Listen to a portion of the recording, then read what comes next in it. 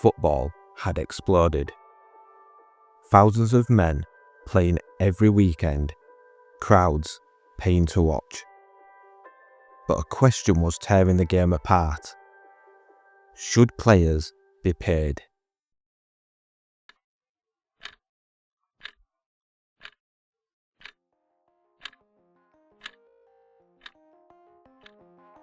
In just a few decades, football had gone from muddy fields in Sheffield to a national obsession. Railways allowed teams to travel and face new opponents. Factories and mills sponsored local clubs, giving their workers something to cheer for on Saturday afternoons. But football was still officially amateur. The Football Association, run by gentlemen from the South, believed players should play for the love of the game, not money. Yet in the North, in towns like Blackburn, Bolton, and Preston, football was more than leisure, it was survival.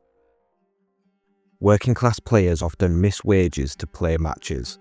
Clubs quietly slipped them a few shillings to cover time lost, an under-the-table payment. By 1884, tensions boiled over. The FA accused northern clubs of professionalism and threatened to expel them. But the crowds kept coming. People were paying to see the best players, and those players needed to eat. Finally, on July 20th, 1885, the FA gave in. Professionalism was legalised. Football had just changed forever. So what did that first professional match feel like? When the players stepped onto the field as paid men for the very first time.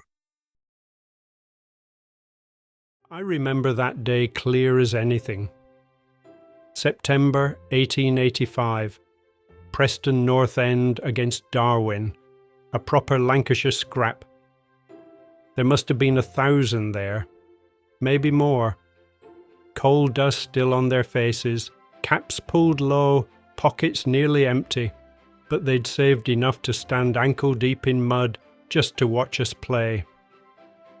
You could taste the air, damp, heavy, alive, like the whole town had come out to breathe the same breath. The whistle blew, and 22 men charged at once. Boots thundered, the ball thudded like a cannon. Mud flying, voices shouting, lads slipping, laughing, getting back up again. No one wanted to give an inch. Darwen were hard, proud men, elbows up, tackles sharp. We played quicker, smarter. The crowd felt it too. Their voices rolled like waves every time we broke forward. Then it came.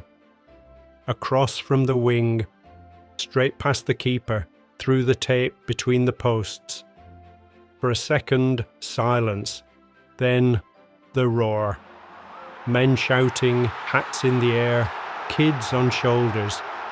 We didn't think about the money once the match started, but after the final whistle, one of the lads pulled a silver coin from his pocket, turned it in his hand and smiled. It wasn't greed, it was pride. A working man's pride. Earned fair, played fair.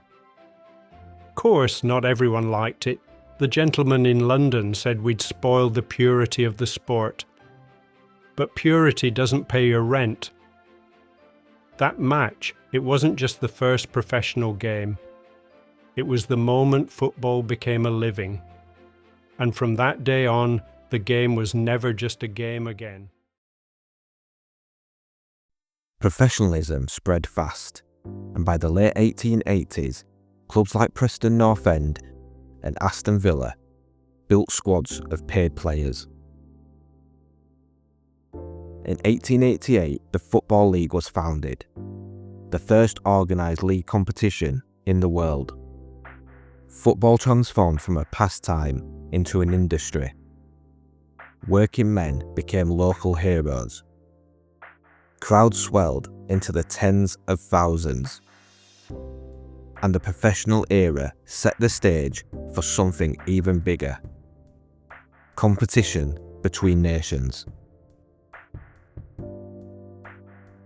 Next time, we leave England behind to 1930, Uruguay, where football became a global stage. The first World Cup, the moment the world truly met the beautiful game.